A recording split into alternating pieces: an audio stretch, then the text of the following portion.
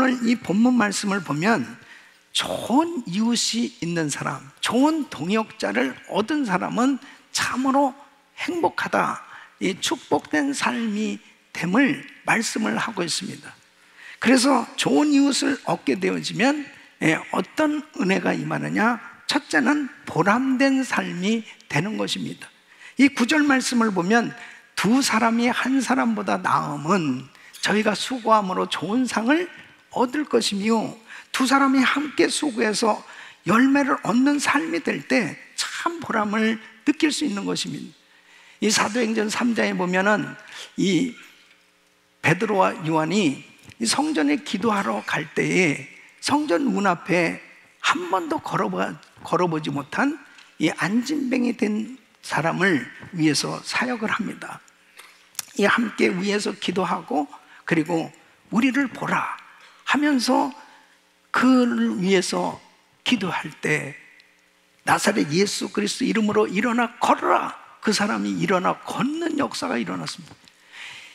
베드로와 요한이 얼마나 기뻤겠습니까? 둘이 함께 사역하면서 정말 큰 보람을 느꼈을 것입니다. 베드로가 말씀을 증거할 때 5,000명이나 되는 사람이 회개하고 예수를 믿는 이런 놀라운 역사가 일어나게 됩니다. 이렇게 함께 같이 더불어 연합해서 사역할 때 좋은 동역자들이 같이 함께 사역함으로 보람된 그러한 사역의 열매가 맺어질 수 있다는 거죠. 우리 귀한 성도님들, 정말 좋은 이웃, 좋은 동역자 함께 더불어 사역할 때 이렇게 보람된 사역이 이루어질 수 있는 줄 믿습니다. 두 번째는 안전한 삶이 된다고 말씀하고 있습니다. 이 10절 말씀 보면 혹시 저희가 넘어지면 하나가 그 동물을 붙들어 일으키려니와 홀로 있어 넘어지고 붙들어 일으킬 자가 없는 자에게는 화가 있으리라. 서로 붙들어주면서 일으켜줄 수 있는 이 좋은 이웃이 있을 때 참으로 안전한 삶이 될 수 있는 거예요. 왜 그렇습니까? 사람은 언제든지 넘어지기 쉬운 연약한 존재입니다.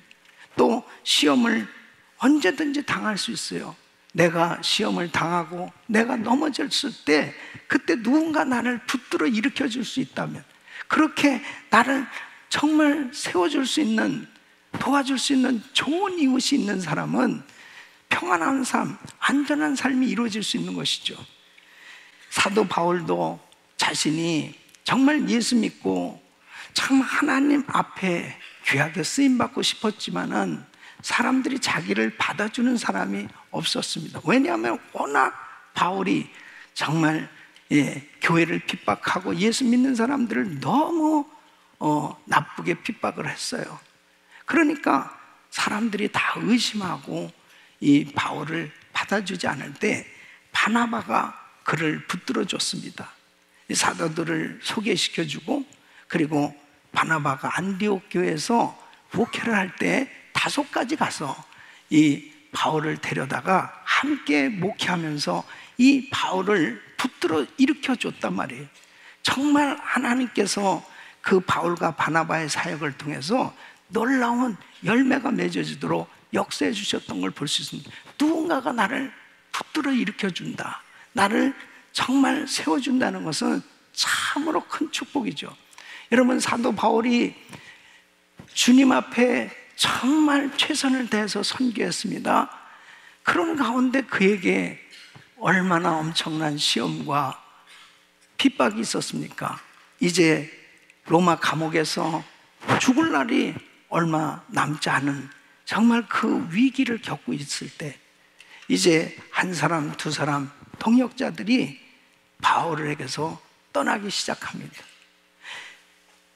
사람이 참으로 사역을 하면서 참 함께 할 수 있는 사람이 있다는 것은 참 이렇게 평안함을 얻을 수 있지만, 불안해지는 것은 같이 동역했던 사람들이 하나둘씩 떠날 때 얼마나 힘들었겠습니까?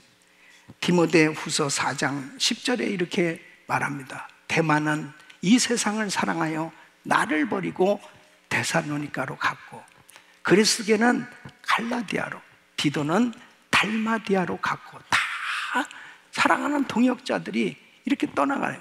근데 누가만 나와 함께 있느니라. 이 누가는 의사거든요.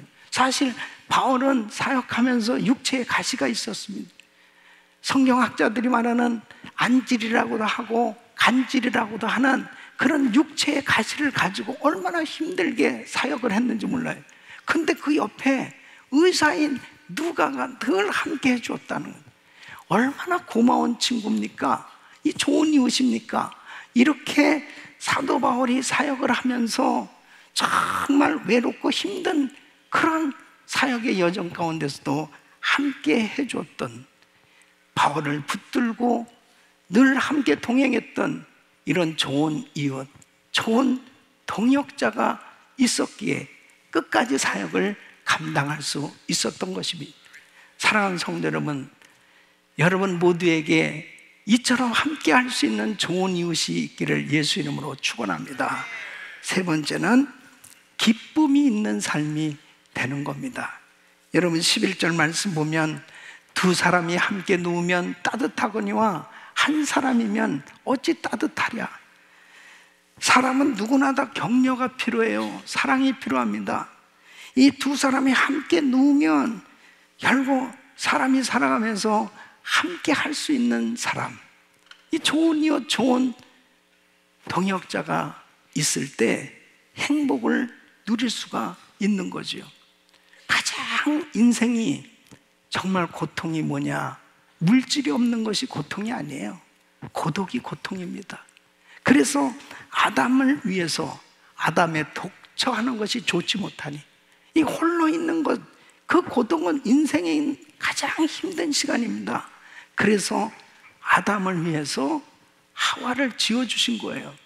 그래서 이 세상을 살아가는 사람들 다 누구나 다 이 세상에서 가장 힘든 시간이 뭐냐면 바로 내 이 마음을 누가 알아줄 수 있는가? 정말 나밖에 없고 나밖에 남아있는 것이 없는 것 같은 그런 이 고독한 시간을 가질 때가 가장 위기인 거예요. 그때 사단이 틈타는 겁니다. 그러니까 우울증에 걸리고 그리고 정말 괴롭고 힘든 그러한 삶의 여정을 보내는 걸 볼 수 있습니다.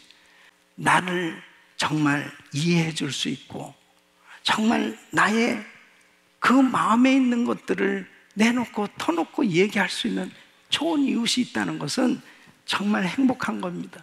그렇게 나눌 수 있는 이웃이 서로 되어줄 수 있을 때 정말 기쁨이 충만한 삶이 될 수 있는 것입니다. 이런 좋은 이웃이 되시기를 바랍니다.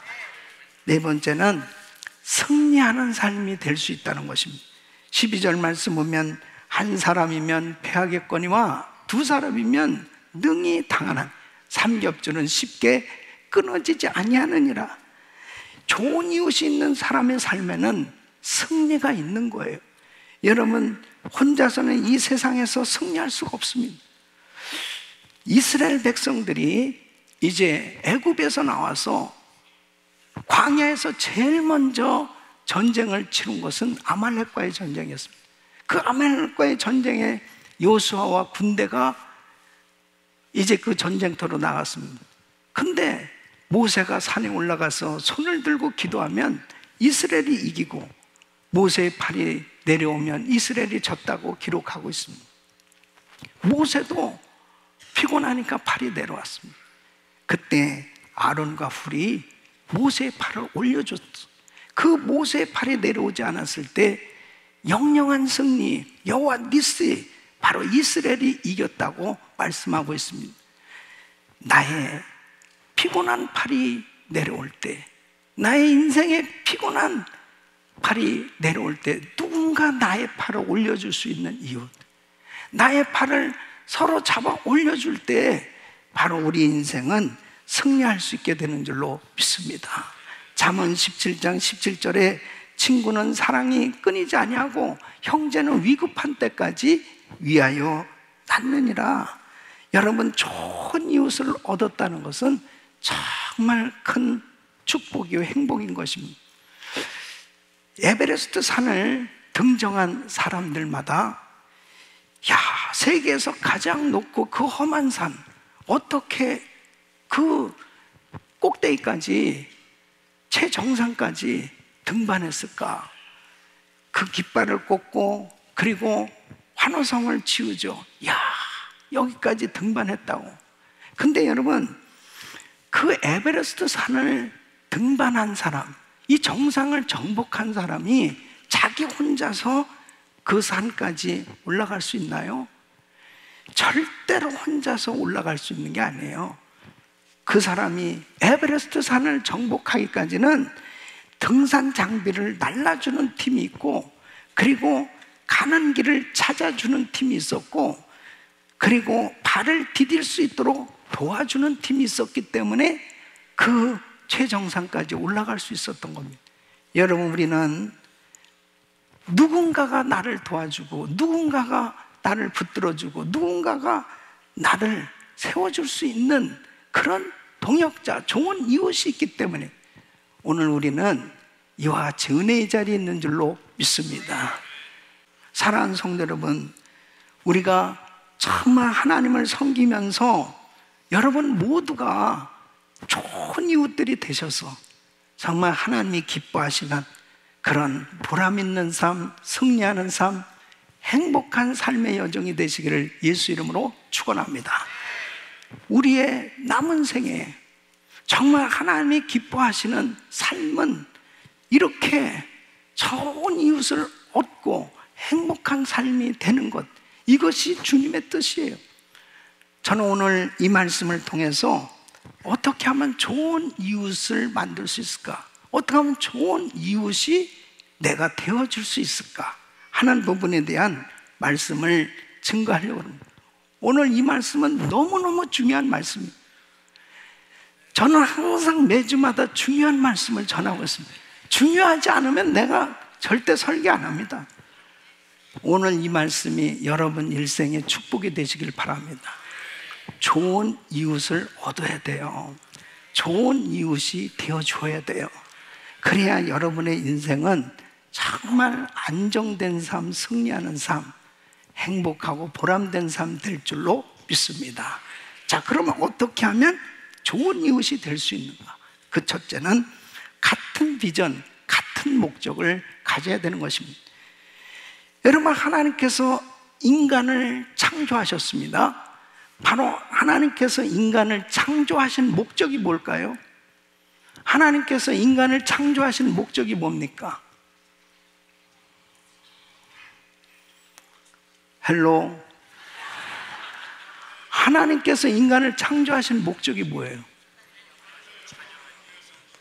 네, 이사야서 43장 21절 말씀 보면 이 백성은 내가 나를 위하여 지었나니 나의 찬송을 부르게 하려 함이니라.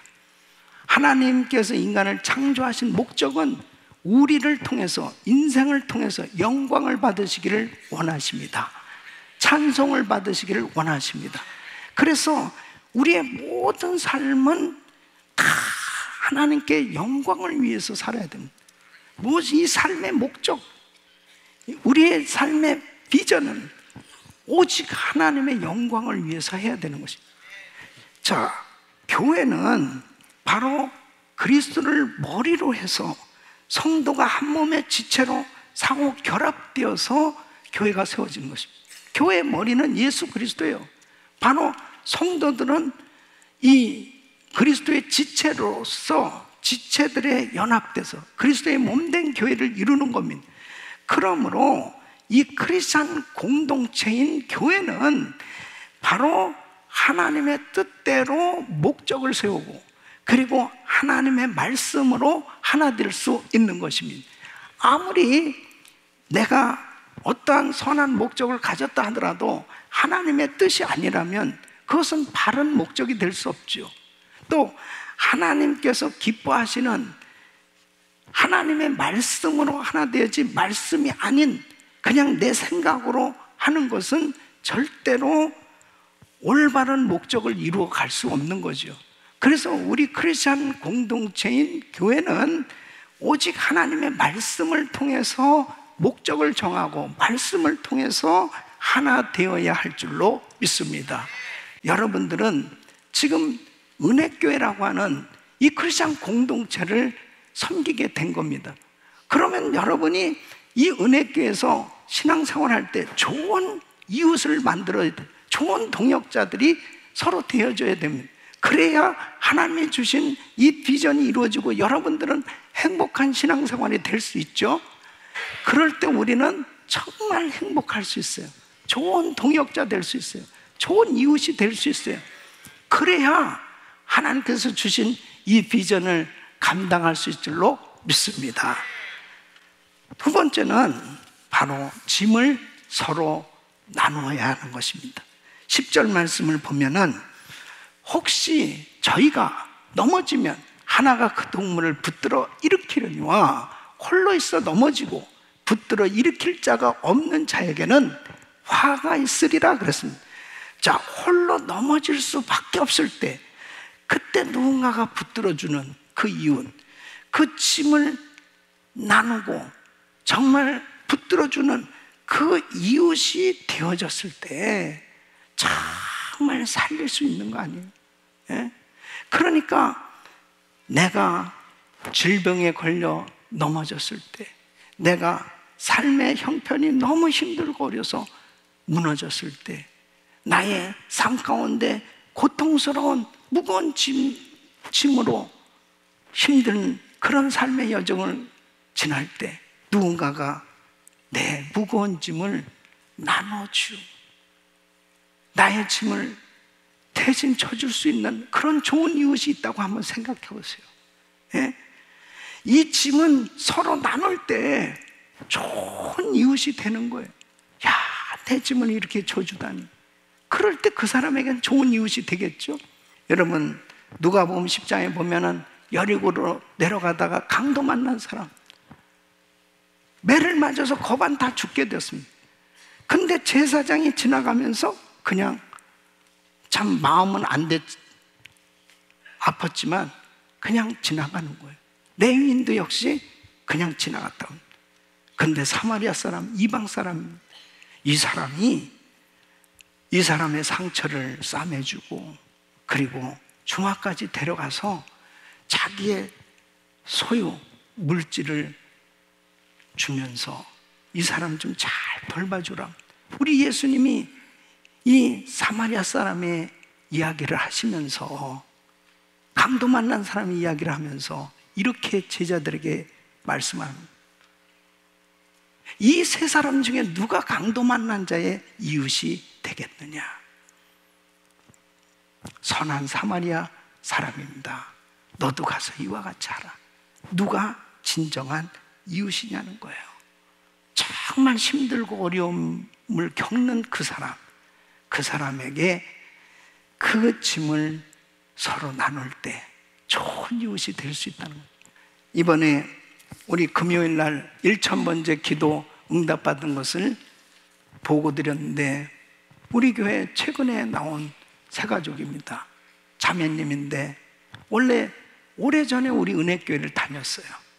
그랬는데 그동안에 교회를 떠나서 지내다가 어느 날 진단을 받았는데 자궁암 3기, 이제 림프까지 암이 전이가 된 거예요. 너무 큰 충격이었다는 거죠. 야, 이제는 내가 암으로 죽는구나. 그런 고통 가운데서 있다가 갑자기 은혜교회가 떠올랐다는 거죠. 교회 한번 가자. 옛날에도 다녔었으니. 그래서 은혜교회를 찾아왔. 조용히 새벽기도를 다니고 금요 집회를 다니고, 그러다가 아는 언니를 만나가지고 가정교회를 소개받았습니다. 그 가정교회 갔는데, 우리 교회에서 이제 그레이스 인카운터를 하는데 연합으로 하니까 인카운터에 참여합시다. 그래서 안내를 해준 거예요. 그 다음에 또 곧바로 이어서 그리스 프리덤이 있었습니다.